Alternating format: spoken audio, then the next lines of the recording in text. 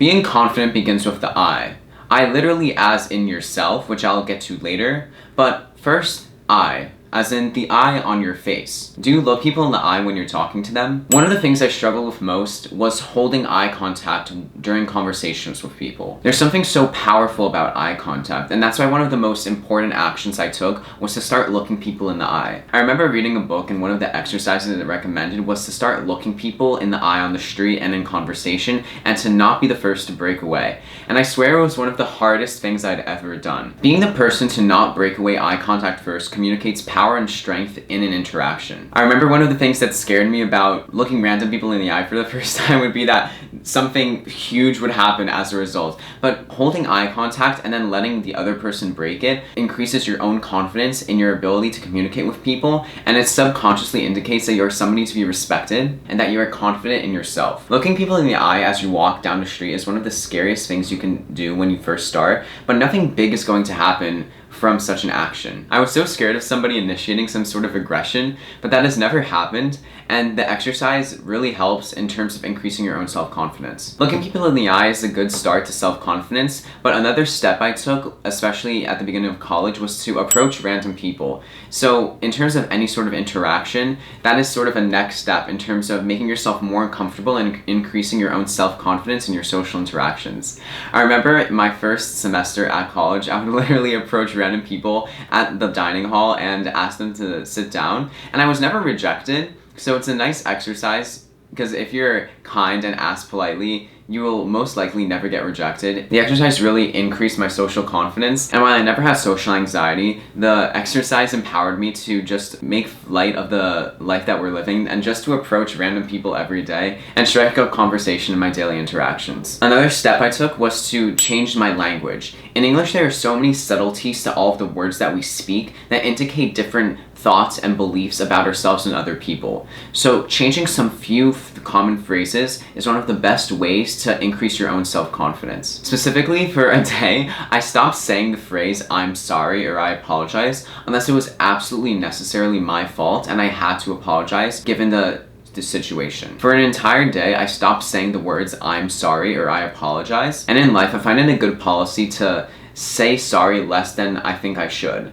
In other words, most of the times I find myself over-apologizing, and just trying to take a step to cut back from that is one of the most effective ways I found to increase my confidence in myself and my abilities.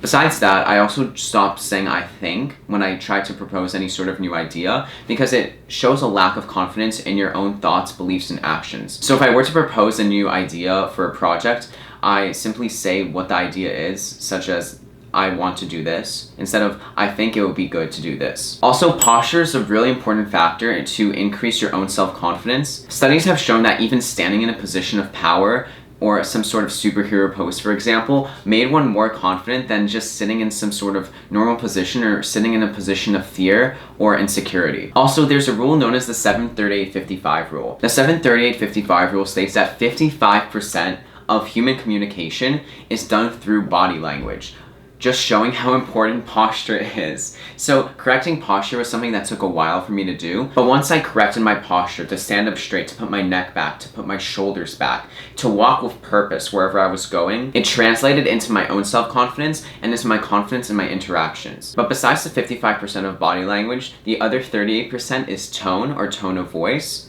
So going with a downward inflection of tone at the end of a sentence communicates authority, like I just did there.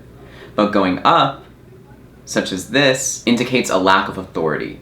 Of course, inquisitive tones usually end by going up when you ask, for example, "What is the weather today?" versus asking "What is the weather today?" I still try to incorporate using a downward inflection of tone of voice because it communicates that I'm confident in myself and my social interactions. The other 7% are just the words and their meanings themselves. Those steps that I just mentioned were relatively more short-term fixes in terms of increasing my own self-confidence, but the general habit that I took to increase my confidence continuously over the long term was to invest in myself. The first part of investing in myself was investing in a solution mindset. I get problems thrown at me all the time, every single day. in any sort of small interactions, or whether it be huge assignments or projects I have to do. And just simply taking on the idea that I can fix everything or find a solution to the things that I do is much more helpful, I find, in my life and in the confidence of my own abilities than thinking of each thing that is thrown at me as a problem. Because if I think of it as a problem, it brings a negative connotation. When I think of any event and I always look for solutions, it brings a more positive mindset and it increases my own confidence again in my own abilities. Furthermore, I went through a lot of self-reflection and I still reflect to this day about my own emotions and personality. I understood my self-worth. And if you want to learn more about understanding your own self-worth, be sure to check out my video on vulnerability linked above. The idea of self-worth is that we are all worthy of love and belonging, and we have to see ourselves as worthy of those two feelings. Besides using a growth or solution mindset and looking at the past events that I went through and analyzing them emotionally and mentally, I also invested physically. In other words, I started working out. And then with going to the gym and working out, even just once a week is a good step in the right direction.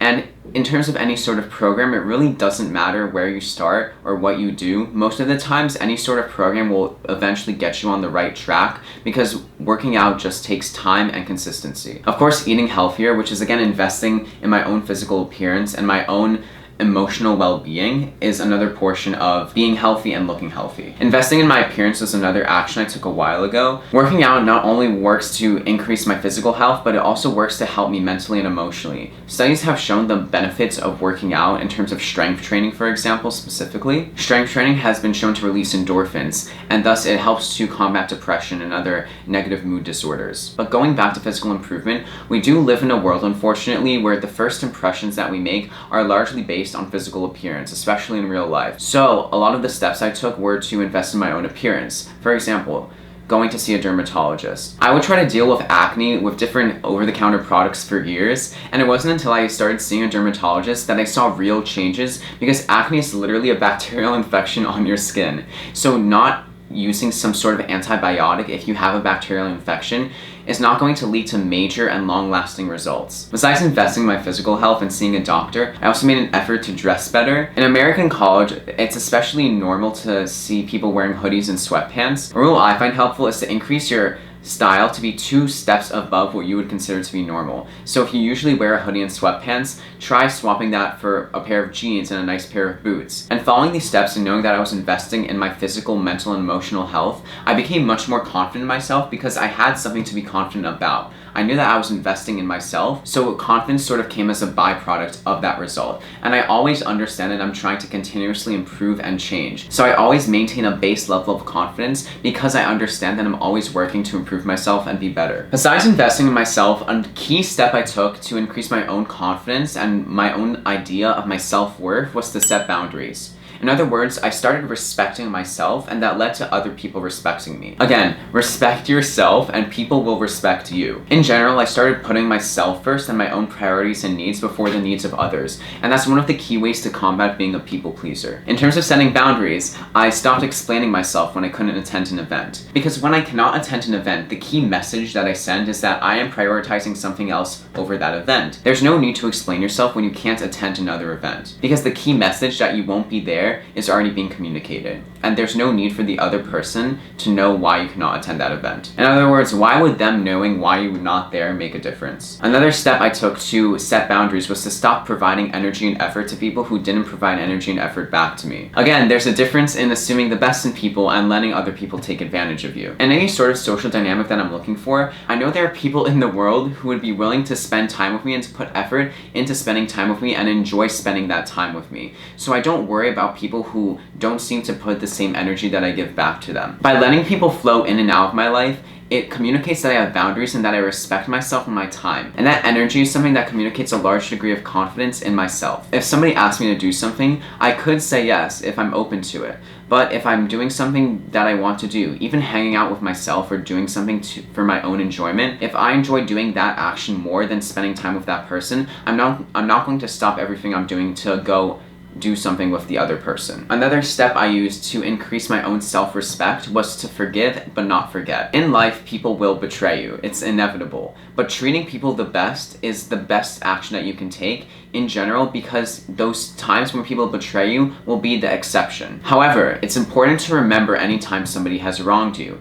In other words, the idea of a marble jar of somebody and their actions with you. If somebody were to do something kind to you, that's when you start putting marbles in their jar. But if somebody was to treat you poorly or to betray you in some way, that is when you start taking marbles out of their jar. And that is my gauge into how much I can trust the person in a whole sense. Forgiveness is the key to moving on with your own life in a positive way. You need to forgive everybody to move on with your life and to grow in your own life. There's a story of a man who was injured by another person in a car crash, and he ended up having to get metal stuck in his spine in the surgery. And when asked if he forgave the person who put him in this situation, he said that he would rather live with metal in his spine than hate in his heart, because hate is one of the most terrible emotions you can feel. It leads to resentment, it leads to anger, of course it does. But forgiveness is so important because it lets you move on with your life. Hate is simply an unproductive emotion to feel. And of course, we all feel that sort of emotion, at least temporarily, in multiple cases throughout our lives. But forgiveness, I find, is so important because I can then move on with my life and with the interactions that I have. Another step to respecting myself was to stop oversharing with people I barely met. There's a difference between being open emotionally and being vulnerable with somebody, which is strong and courageous, as compared to oversharing with somebody. Especially when you just met somebody, they're not the person to talk about deep personal issues with. Again, the idea of the marble jar and how much you can trust a person is so important in terms of gauging how much I can tell another person. In psychology, it's found that when one starts oversharing with somebody that they just met, it actually leads to a lower perception by that person to the person who is oversharing. Why would that person be desperate enough to divulge all that information to the other person? A key shift I took in my life was to talk to myself in a positive light. Of course, in some times in our lives, it's important to look at ourselves and critique what we do, because that's how we grow. But I found that I critique myself a lot, and that positive self-talk was one of the key steps that I took to increase my own self-confidence. Every morning I wake up and say daily affirmations, just a paragraph of a few sentences, to increase my own self-confidence for the day. And I also worked on expressing gratitude. Being grateful for everything that I was given has allowed me to live a more fulfilling life. Knowing that everything that I have is so precious and I should be so grateful for it has allowed me to look at my life in a more positive way. An exercise I used to do to express gratitude was to write down 5 things that were different each day of things that I was grateful for that day. It could be something as simple as the doorknob on a door to having the sun in the sky or it being a sunny day. But being grateful has inherently increased my confidence because I fully understand everything that I was given and everything that I have, and I fully appreciate it. If you want more advice on confidence, be sure to check out my video on the power of vulnerability. Thanks for watching. Be sure to like, comment, subscribe, and hit the bell, and I'll see you next time.